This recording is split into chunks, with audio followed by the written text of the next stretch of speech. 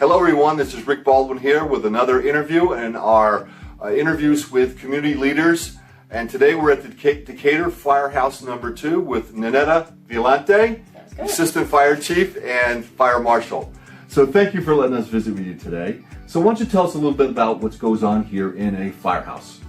We're a pretty small firehouse. We're here in the city of Decatur. We have 2 stations, but we answer everything from trees down to live wires down, extrication, fires obviously, but we've made a lot of strides through fire prevention education with communities, especially in Decatur. So now we're doing a lot more community risk reduction, so we really try to prevent all types of emergencies before they start, whether that's medical, education, bullying, fire, everything related. Great. So as Fire Marshal, what are some of the things that you do with the community in terms of fire prevention or advice that you give folks?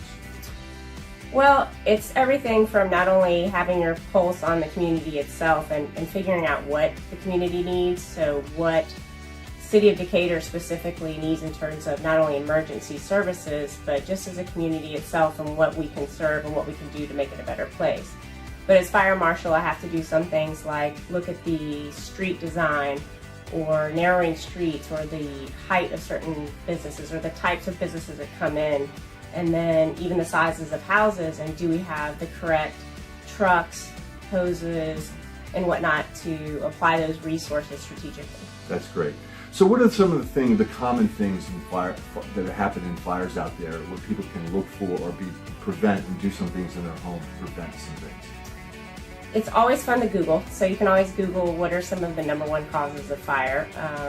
But yes, we have sometimes more in winter or summer, but a lot of those things really are the basics, like candles and smoking and forgetting that your heater's on and things of that nature. But again, we deal with more emergencies than just fires, so I would encourage people to just be more aware and alert, whether that's you're in a business and noticing where the AEDs are, looking at someone's home and saying, oh, do they have a lot of things plugged into that outlet, or do certain businesses have their exit ways that are blocked, and that would make it difficult if a large amount of people were trying to exit. What are some of the most common EMS or emergency type situations you respond to? It really does depend on jurisdictions, but I would say overall I think that health, whether it's nutrition and exercise, is becoming a major role across the United States. So that leads to cardiac issues, pulmonary issues, all of that, especially with diabetes. So we really try to target seniors with fall prevention programs, and then we also do a lot of diabetes, just sort of awareness with nutrition, because you assume everyone knows some of the small stuff, but they haven't necessarily been taught. No, that's right, and I can speak from firsthand because I'm a type 2 diabetic, and so learning when I was finally diagnosed, learning about what I needed to do behaviorally and nutrition-wise was really a big step forward. Yeah, and I think that something everyone can do is know the people that you work with, whether that's your fellow employees or your family members, so know what to do if they have a particular illness. So I'm sure that everyone that works with you knows where you keep all of your diabetes testing and information and stuff.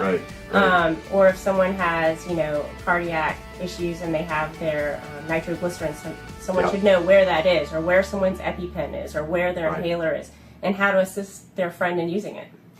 Well, that's great. Thank you for sitting down with us, Ninetta, and we